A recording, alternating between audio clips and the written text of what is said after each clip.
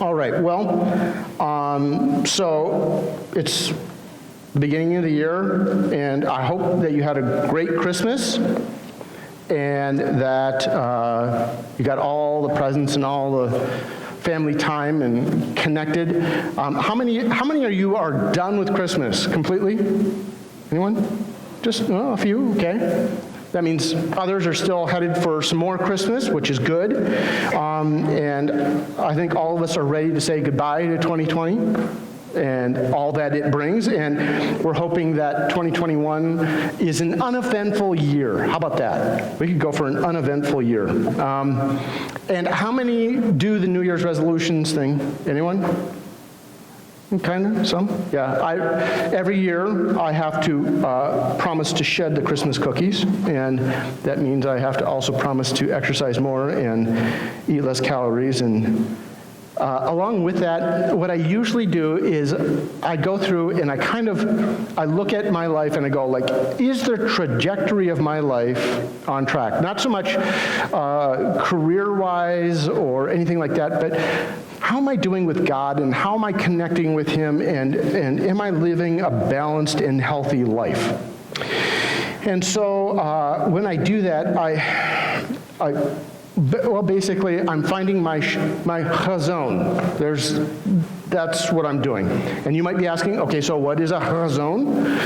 A Chazown it comes from a Hebrew word, and it comes from the verse that we actually heard earlier. And I'm going to invite you to look at this verse, Proverbs 29:18, and I'm going to invite you to say it out loud with me. Would you read it out loud with me? Where there is no revelation, people cast off restraint, but blessed is the one who heeds wisdom's instruction. Okay, so in that verse is the Hebrew word chazown.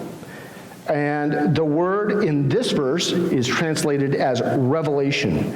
But it could mean a variety of things. So the Hebrew word chazown can mean vision, dream, prophecy, or a revelation from God. And if you think about this Hebrew word is a mix between prophecy and a vision for the future. And so a chazown is God's revelation for the mission and the direction of your life. And He designed you, and He has a mission for you. And I want you just to imagine having just this really clear picture of where God wants to take you in your life. I think of like the people who are headed or trying out for the Olympics.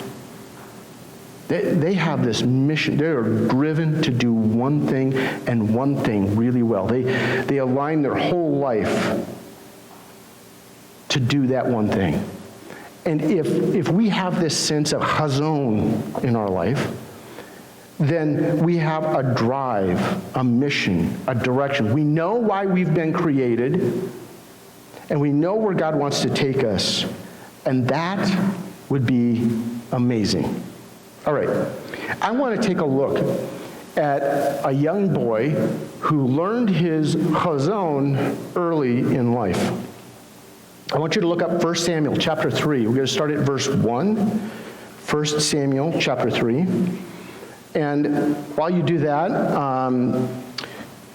the verse that we read earlier, Proverbs 29:18, says that when people don't have a chazown, when they don't have this vision from God, it says that they lose their sense of boundaries and they just kind of wander.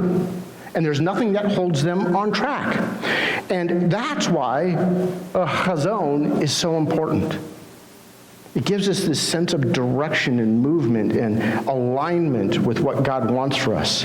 And so having a chazown is really essential to keep us from wandering all over. Now, ultimately, this study is going to go to the book of Nehemiah, and we're going to look at how his chazown affected his life and, in fact, all of Israel. And so we'll go there eventually, starting next week.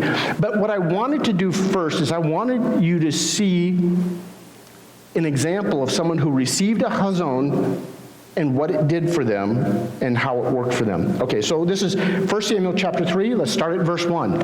It says this: "The boy Samuel ministered before the Lord under Eli. And in those days, the word of the Lord was rare. There was not many visions."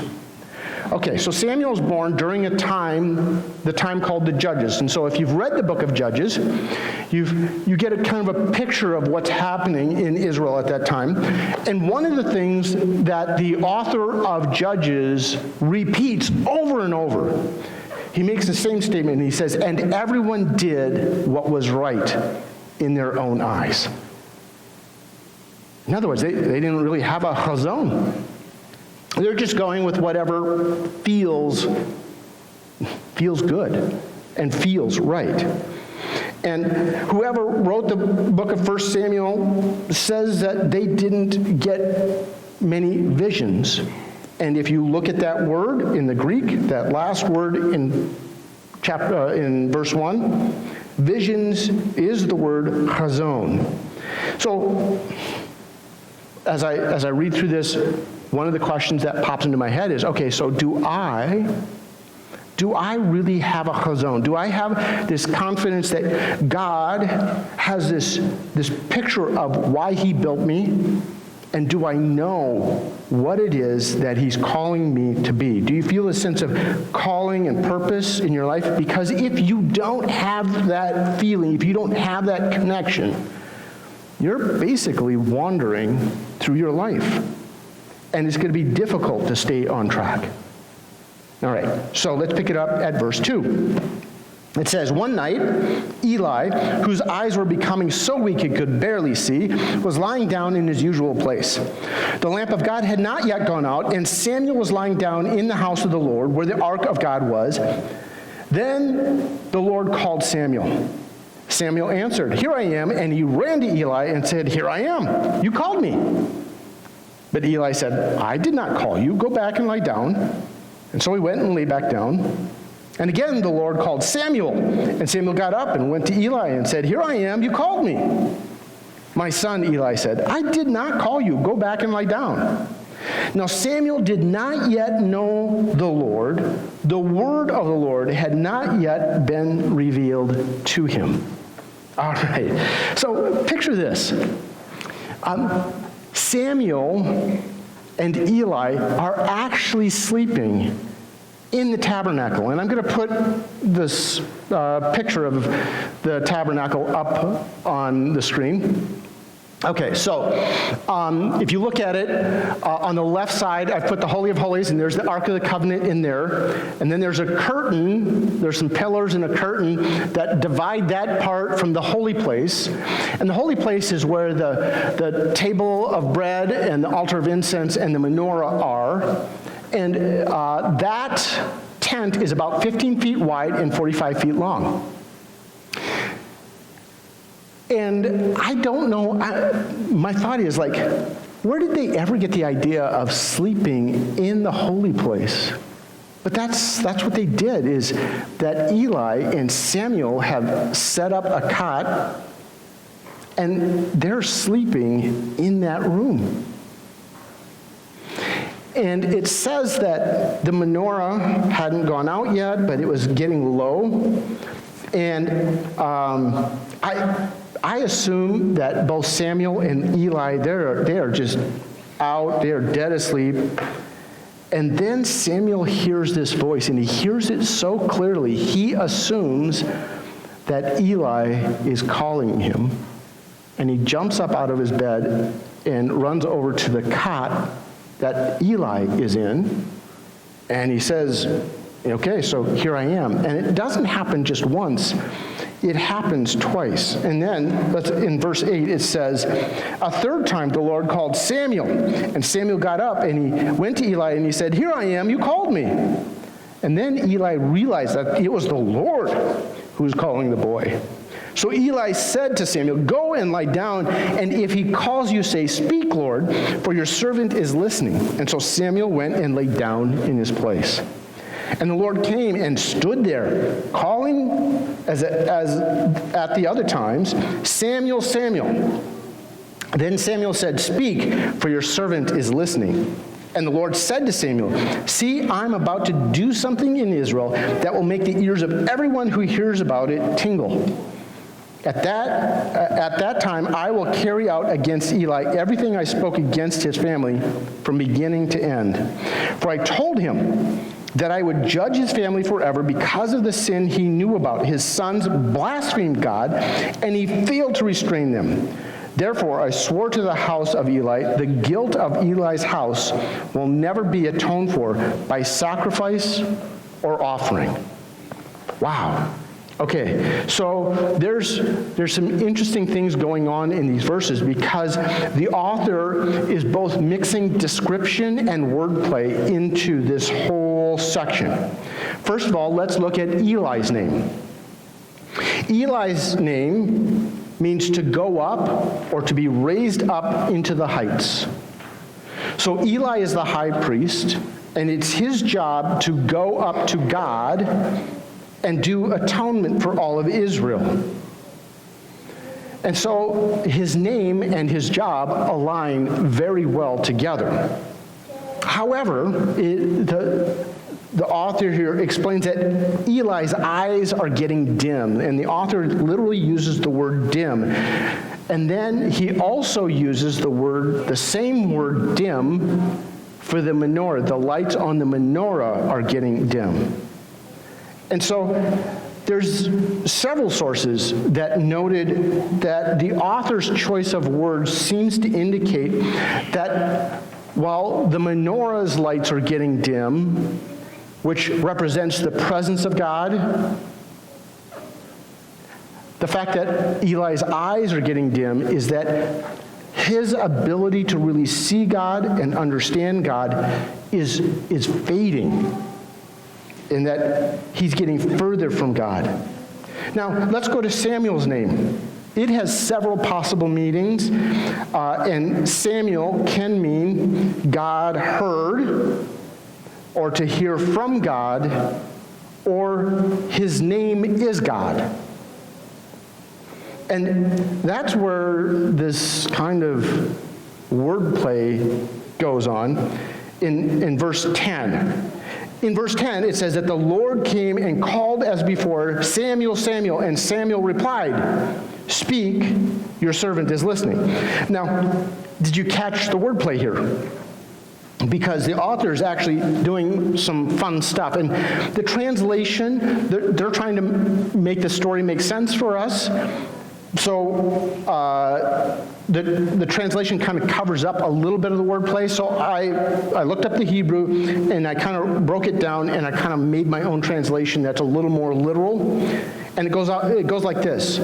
Jehovah came and stood in front of him, calling as the other times, "Hear the Lord, hear the Lord." And then the hearing one from God said, "Speak, for your servant is listening." Isn't that just a great wordplay? You know, God uses Samuel's name to say, listen, listen up, listen up. And from this point on, Samuel will hear the voice of God at a deep level that influences his entire life, his entire ministry, because Samuel, in the book of Samuel, is pictured as a man who listens for God and then obeys. And so it's just this beautiful, beautiful picture of a man who stops to hear God. Ever since he's this young boy, he has this ability to hear God so clearly. And so here's the challenge for me, and this is the question that I ask myself. I ask myself, do I hear God?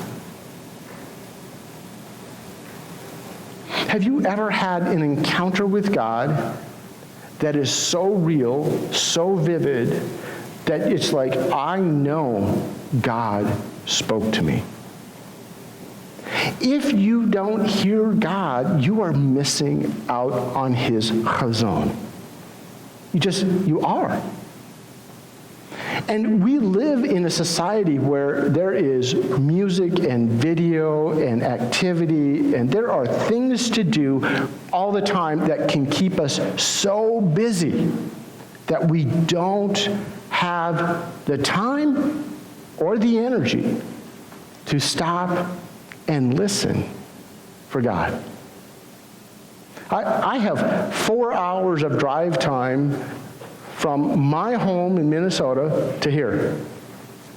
And my temptation, actually, is to use podcasts and music and fill that entire time with mental activity of some kind, rather than stopping and thinking, I have 4 hours in which I can have these deep, profound conversations with God.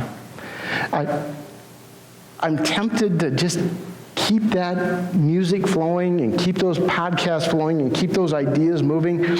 But do I stop? And do I actually listen for God? Even in our prayer times, we're so busy telling God what we want and what we need that we don't stop and listen for God to speak to us.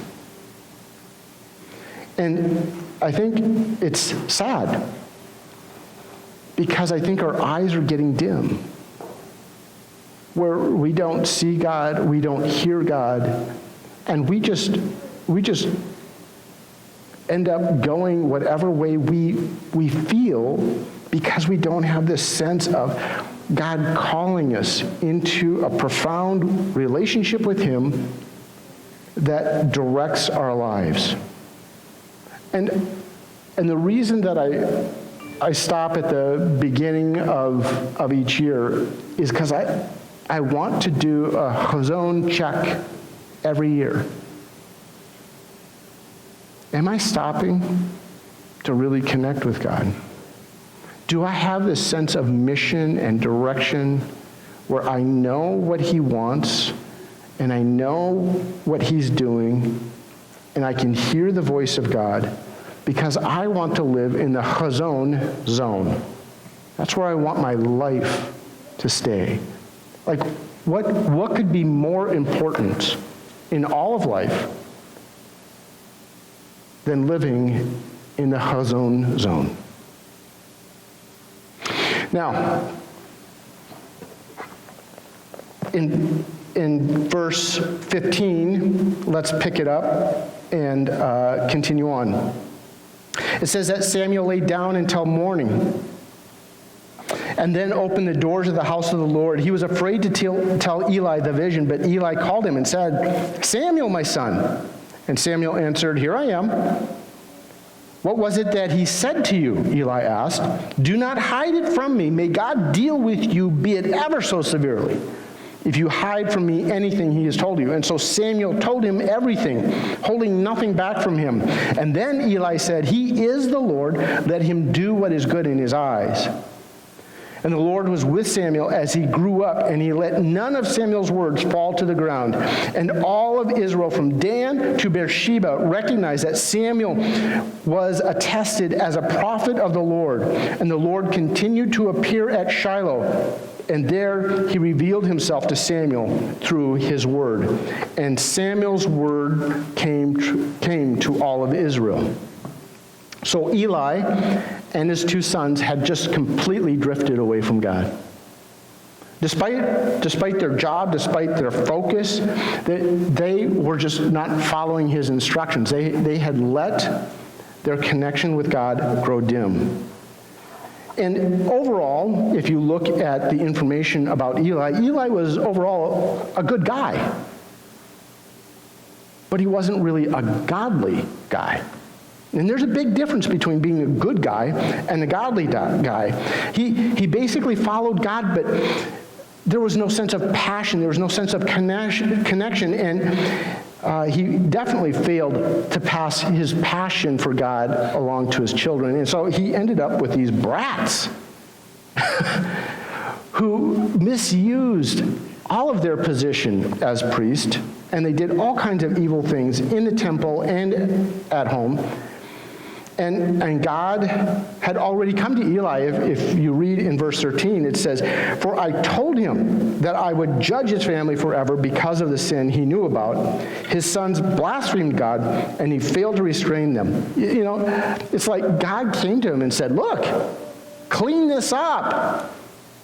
And Eli still failed to do that. And then the word in verse 13 that says, "Judgment is coming," that's a Hebrew word. That same word is the title of the book of Judges.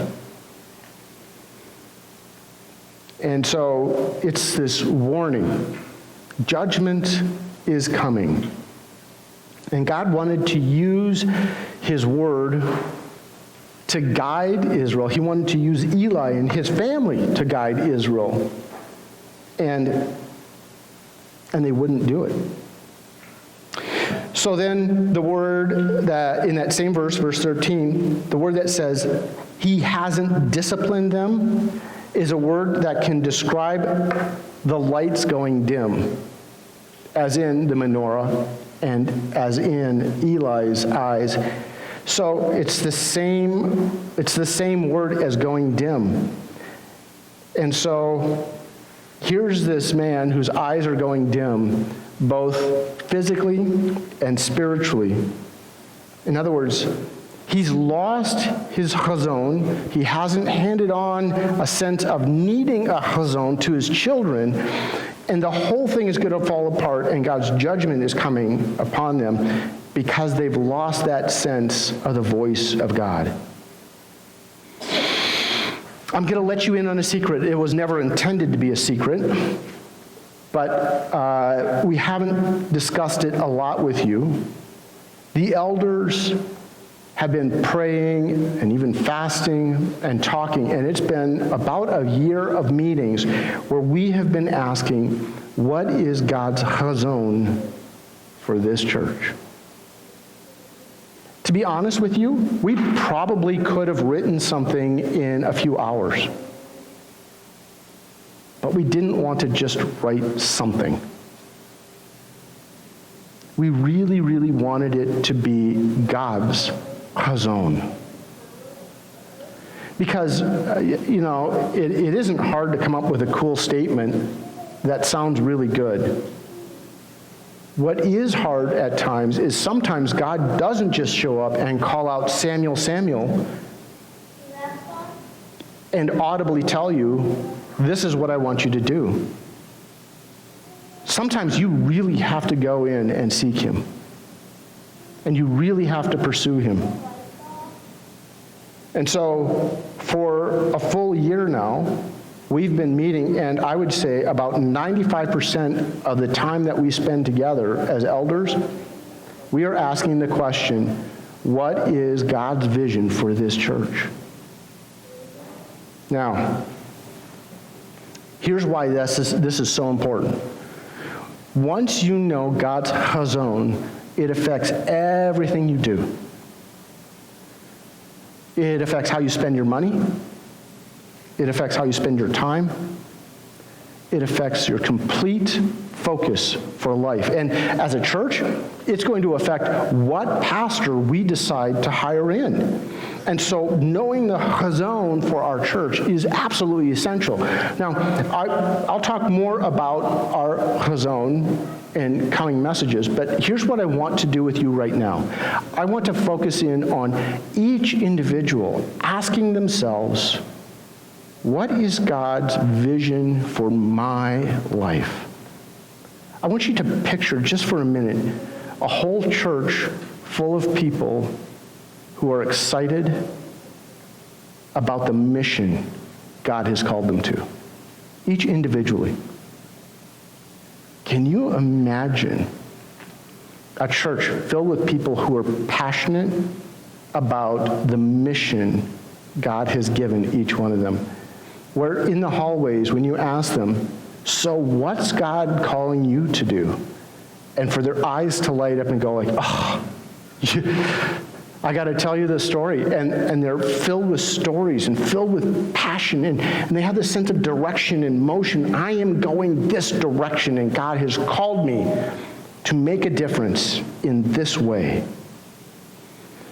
Imagine a group of people who don't just have like a picture of, well, this sounds good for the mission of my life, but they have this absolute sense of calling. I know what God wants to do in my life.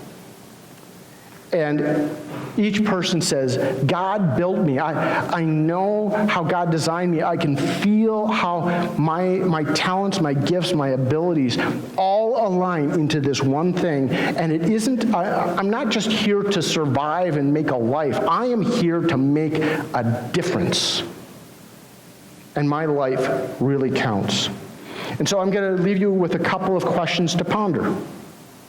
Number one, am I living in the Chazown zone? Can I really say, like, I live with a sense of mission and direction? And if not, like, what do I need? Or even if I am, if I have the sense of, yeah, I feel called to be and do this, is there something that you need to move forward? What is it? And how will you get it? In the next few weeks, we're going to study this concept of Chazown for a number of weeks. And I'm going to keep coming back to a challenge that says, like, find your Chazown. Start praying, start connecting, start writing, start thinking, because could there be anything better in your whole life than to say, I have a mission to make a difference in the world, and I know exactly what it is, and I'm in the middle of doing it, and I know that my mission, whatever it is, I know that when I stand before God, God will look at me and go like, well done. Yeah. Isn't that what gives life a sense of beauty and a sense of purpose? Rather than just going like, well, I survived. I made it 85 years, thank goodness. Woohoo. Find your Chazown and live in that zone. I'm going to give you a minute to just bow, pray, talk to God about it. And then we'll close our service with prayer.